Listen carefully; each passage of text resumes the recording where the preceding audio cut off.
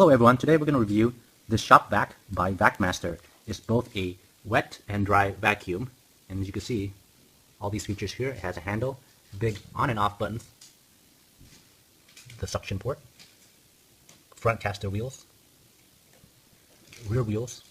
You have the handle to take off the top, and one of my great features that I like is the auto cord rewind button right there. And the back we have the caddy that houses all these tools, so you can store all the tools on board. And here's all the accessories that comes with it.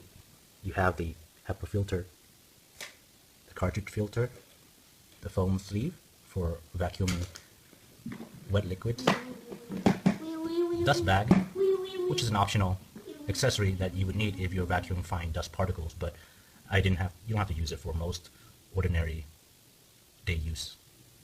You got the floor combo nozzle, tool caddy, your extension wands, crevice tool, hose, and the dust brush. You got two of them. One's the round one, and one is like the rectangle type.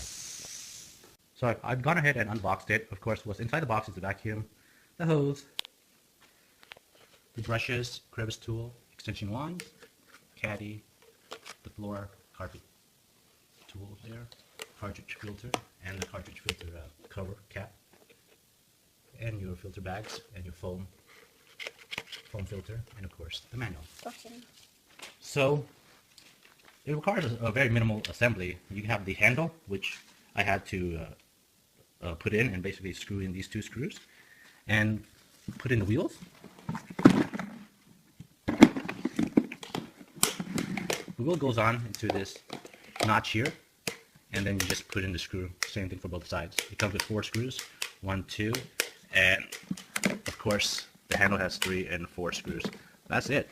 And the front caster wheel just snaps onto place, and it's secured by just pushing it in pretty hard. I had to probably put in about maybe 20-30 pounds of pressure to put this in, so it's not going to come out. It's really sturdy. I'm not sure. Some people have mentioned that these fall off easily. I don't think so. I'm not sure. Maybe it wasn't pushing all the way, but you know, it's going to take a considerable amount of force to pop these things out. And this is the inside of it.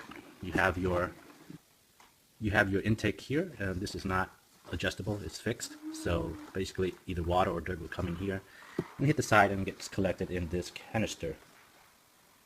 And this hose is pretty nice. It screws on. This one turns. The hose, only the head gets turned, so you put this in here and you turn it and it gets screwed on here. And the hose is pretty long. I would say, let's see, if I stretch it out. I stretched it out, and as you can see, it's about at least 7 feet in length. The vacuum itself measures about 15 inches in width and about 18.5 in height. Let's open inside and take a look.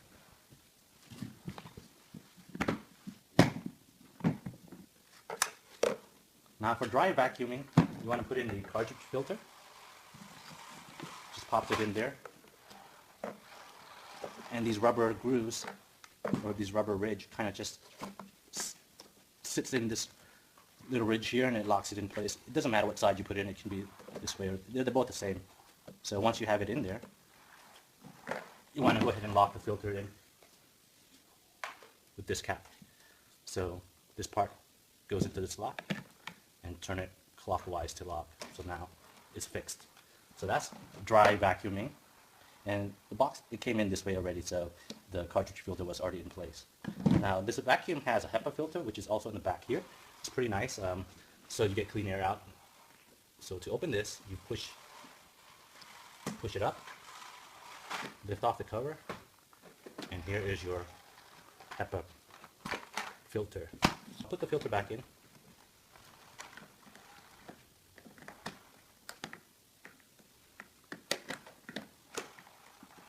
Push it down the lock. And the power cord's right here. Pulls out. So it has some mold here that you put in these accessories so it can be stored on board, like so. And these tabs here are for the caddy, which just hangs in place like this. And the caddy, I'm not sure, it has molded knobs, 2 of them, which you can place the wand inside and it'll stick up and be stored on board.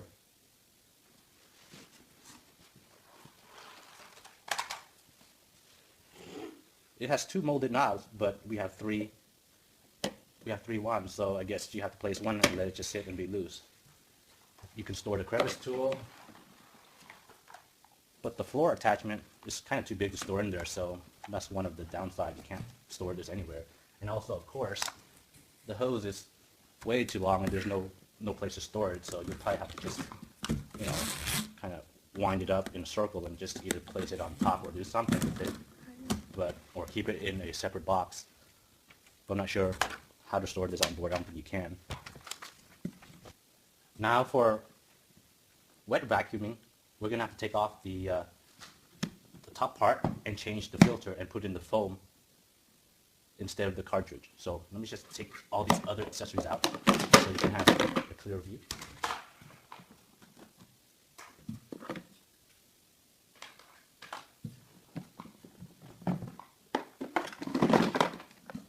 So take out the cartridge filter, set that aside, and we put in the foam filter. And this is for wet vacuuming. So according to the manual, you must put this or else you're going to ruin and burn out the motor. So put that here, and it goes back in and you can do your wet vacuuming. So I'm going to demonstrate and turn this on shortly. I'll put it back in the cartridge filter to do a dry vacuuming. It's nice and quick to change the filter, so that's what I like about this. It's locked on both sides. And let's plug it in. I'm going to pull out the power cord. It's pretty long. And we have this green wire. I think that probably indicates that it's probably going to almost reach its limit. I'm going to keep on pulling. Now the yellow one, and it's getting tighter, so the yellow means it's getting near its limit. And there we go. That's the maximum I can pull it. Measuring the cord length, it is at least 7 feet, but you notice how I folded the cord in half, so that's about 14 feet worth of cord. We're going to attach this hose now onto the intake port.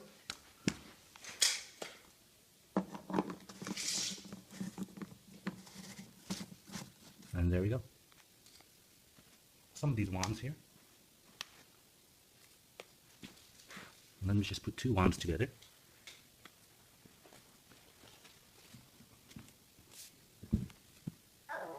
Each wand is about 14 inches, so you get 3 wands, making a total of about 42 inches. The wand to the end of the hose now. And I'll grab one of the dusting brush here. Now you have 2 dusting brushes. One is circular. The brushes are affixed to it. You cannot remove it. But for the rectangular one, this is pretty nice. You can remove and slide the brush off. You see? And you can vacuum stuff that's not required with the brush. So let's attach the brush head to the end of the wand and turn it on.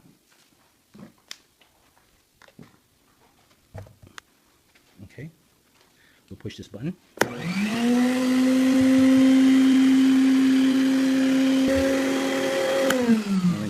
Now, what I like about this vacuum also is it does not have a blower port. Some air comes out from this HEPA filter, which is clean air, so you know it's not dirty or anything like that. That's what I really like about it. Some other shop vac has a blower port, and I think it just stirs up more dust. So this is a nice feature. Quieter than a normal shop vac that I've used before. But it has a lot of power, so it's really great. You can see here, it's a 4-gallon and 5 horsepower. Let's test the power of this thing. Let's turn it on. Knock it off. It's pretty good. The great feature I like about this vacuum is the cord auto rewind feature. By pushing this button here, the cord will rewind automatically, hold the cord before you push the button so the cord does not whip back into place, maybe causing button, and just kind of let it roll back into its port.